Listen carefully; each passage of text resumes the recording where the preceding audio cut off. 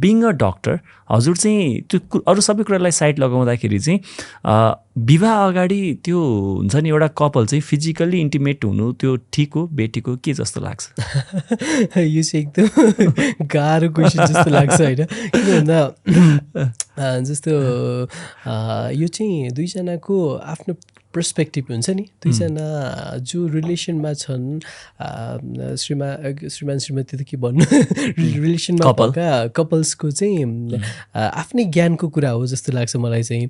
तर हजुरले अब मलाई मेरो पर्सपेक्टिभबाट सोच्दाखेरि चाहिँ जस्तो 18 वर्ष कटिसकेपछि हाम्रो कानुनले उनीहरूलाई अडल्ट भन्दैछ होइन, भन्दैछ है। 2022मा त धेरै जसोले फर्स्ट बेबी प्लानिङ गरिरहनु भएको हुन्छ। अहिले पनि हस्पिटलमा धेरै भेट्दाखेरि जस्तो कोही हो त्यस्तो 35 कटाएर एकदम आउने, धेरै जसो त हजुरको 22, 23, 25तिरको नै हुन्छ है, फर्स्ट प्रेग्नेन्सी प्लानिङ गरेर आउनुभएको। त्यो भएर चाहिँ त्यसरी बेबी प्लानिङ गर्न सुरु गरिसकेका हुन्छ। सो 18 वर्ष कटेका जो पनि दुईजना केटाकेटी पुरुष महिला सम्बन्धमा छन्, सो उनीहरूको हेल्थको कुरा हो त्यो।